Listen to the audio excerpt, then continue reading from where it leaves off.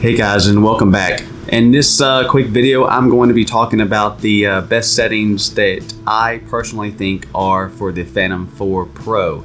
Now, I will be showing you in a later video how to do these settings, but for the time being, I just wanted to quickly talk about what settings that I recommend and what settings that I've been shooting with for my first, let's say, 5 or 6 flights, and I found that so far so good. So with that being said, I'm just going to briefly go over the settings that I think are the best so far. Now, what you're really wanting to do is manually adjust your picture settings or your video settings. Now, I record in 4K at 60 frames per second. That is the H.264 codec. I have tried the H.265. And I do like the quality. The quality is really good, but at the same time, the H.264 can record in 60 frames per second in 4K, and the H.265 has to record in 30 frames per second. It's limited. Now, I don't know if there's going to be any updates in the future regarding to see if they can go up to 60 frames per second, but I'm really not sure. But anyways, let's get started. Now, what I recommend is, first things first, is going into your camera settings in the DJI Go 4 app and adjusting the camera to manual, not auto. When you have auto, what happens is you'll be flying around and the camera will adjust the ISO or the shutter speed or the aperture depending on what it thinks is best. Now, if you want to get the same clear footage throughout your entire video and not have to worry about it getting lighter or darker, then you want to do this manually. So with that being said, let's jump right into this and we'll go ahead and get started. Now, the first thing I'm going to talk about is ISO. So what you're wanting to do is get the lowest ISO you can, which reduces the most noise. So what noise is when you're looking at a video and you can see the pixels moving around in the video, that's noise. So with a low ISO, that means that you're going to need more light to shoot the video. So if you're shooting in broad daylight, then the lower number of ISO, the better.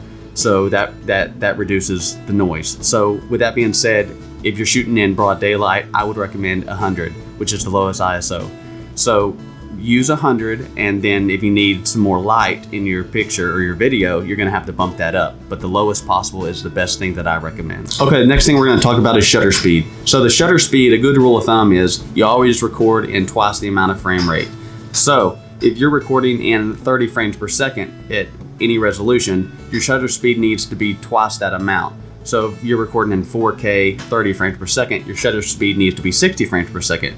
And the same thing with if you're recording in 60 frames per second, your shutter speed needs to be 120 frames per second. This is just a good rule of thumb to make sure that you're getting the correct shutter speed and the footage is smooth just how you want it to be. The next setting you're gonna see is your aperture. Your aperture controls the amount of light that's coming into the lens. So what you're basically doing is the lower aperture, the more light it's letting into the lens. Now, the lower aperture means the lens is actually opening up. It's vice versa. So the lower the aperture number, the more the lens is opened up. The higher the number, the more closed the lens is. So the lower the number, the more light it's letting in. The higher the number, the less light it's letting in. So with that being said, also, the lower the aperture number, then the more shallow depth of field you're going to get. And the higher the number, the more depth of field you're going to get. So what that means is, like if you're looking at my camera right now, the background is a little bit blurry. I am at f-stop of 4.0. That's my aperture, 4.0 right now. If I up my aperture, then more in the back, you're going to see the camera focus more into the background and myself versus just me and the background being blurry. I can give you an example of this, but the higher the aperture I go, obviously it's going to make my video darker because it's letting less light in. But here we go. Here's an example right now. Right now I'm upping the aperture. This is at 5.6, now 6.3, Okay guys, I don't know if you can see or not, but I upped my ISO to 5,000 at the moment, which is actually extremely high, but my f-stop or my aperture is at f11 at the moment. So if you can see, more of this background image is in focus actually over here. I don't know if you can see the orange boxes of my kids' toys right there, but more of this should be in focus because it has a larger depth of field rather than a low aperture having a shallow depth of field. So with that being said, I'm going to put my camera settings back to how I had them at f-stop 4 and ISO 800 because I'm shooting inside. Okay guys, now I'm back at f-stop 4 or aperture 4 and my ISO is at 800. I don't know if you can see again that now it is more out of focus right here in the orange crates than it was before. So that is the aperture settings that I recommend for shooting with the DJI Go 4 app.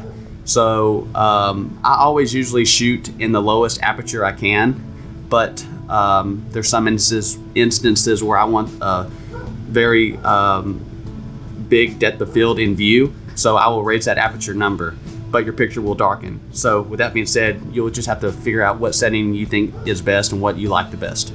Next thing I'm going to talk about is the auto white balance. I do not recommend using that auto white balance at all. I'm not familiar enough to set it manually as far as on the Kelvin scale, but if you want to try different settings, you can. What I recommend instead of choosing auto white balance is to either use the sunny preset feature or the cloudy preset feature. Obviously self-explanatory, the sunny in daylight, the cloudy in cloudy.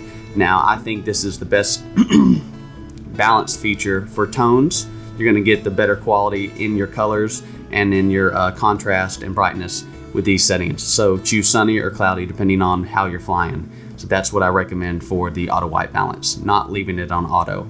Okay, as far as picture profiles go, I've been shooting in none with the profile set for 0, 0, 0. You can adjust these numbers as you wish.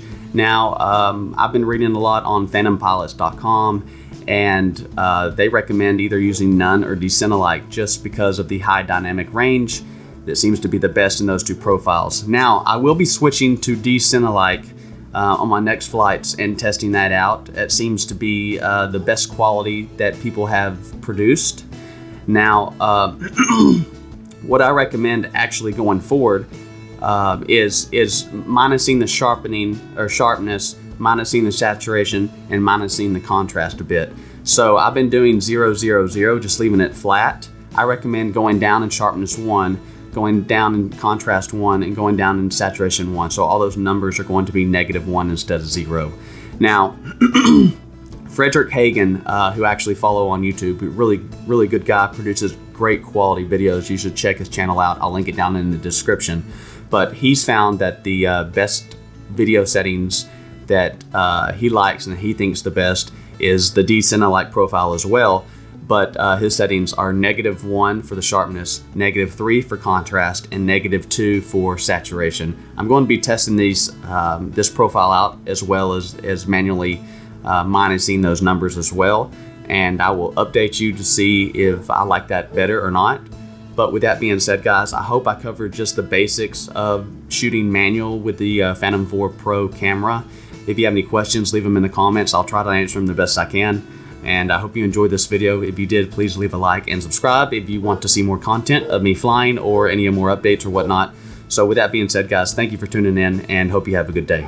Bye.